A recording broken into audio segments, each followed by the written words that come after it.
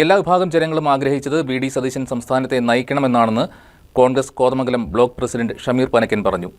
സംസ്ഥാനത്തിന്റെ മുഖ്യമന്ത്രി എറണാകുളം ജില്ലയിൽ നിന്നാണ് എന്നത് സന്തോഷം പകരുന്ന കാര്യമാണെന്നും അദ്ദേഹം കൂട്ടിച്ചേർത്തു. കോൺഗ്രസ് ഹൈക്കമാൻഡ് ഇന്ന് കേരളത്തിന്റെ നിയുക്ത മുഖ്യമന്ത്രി ശ്രീ വി.ഡി. സതീശനാണ് എന്ന് പ്രഖ്യാപിച്ചിരിക്കുകയാണ്. കേരളത്തിലെ മുഴുവൻ കോൺഗ്രസ് പ്രവർത്തകരും, ഐക്യ ജനാധിപത്യ മുന്നണി പ്രവർത്തകരും, അതോടൊപ്പം തന്നെ കേരളത്തിന്റെ പൊതുസമൂഹവുമെല്ലാം ഏറെ ആവേശത്തോടു കൂടി, ആഹ്ലാദത്തോടു കൂടിയാണ് ഈ തീരുമാനം കേട്ടിരിക്കുന്നത്. മെയ് മാസം 4-ാം തീയതി തെരഞ്ഞെടുപ്പ് റിസൾട്ട് പുറത്തു വന്നതിന് ശേഷം എല്ലാ വിഭാഗം ആളുകളും ആഗ്രഹിച്ചതായിരുന്നു കേരളത്തെ ഇനി അങ്ങോട്ട് നയിക്കാനുള്ളത് പ്രിയപ്പെട്ട വി.ഡി. സതീശനായിരിക്കണമെന്നുള്ളത്.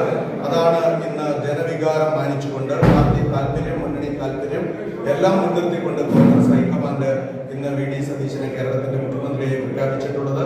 കേരളത്തിന്റെ കഴിഞ്ഞ 10 വർഷക്കാലം ഈ സംസ്ഥാനത്തെ സംബന്ധിച്ചിടത്തോളം ഏറെ പ്രയാസപൂർണമായ, ദുരിതപൂർണമായ ഒരു കാലഘട്ടത്തിലൂടെയാണ് മുന്നോട്ട് പോയിരുന്നത്.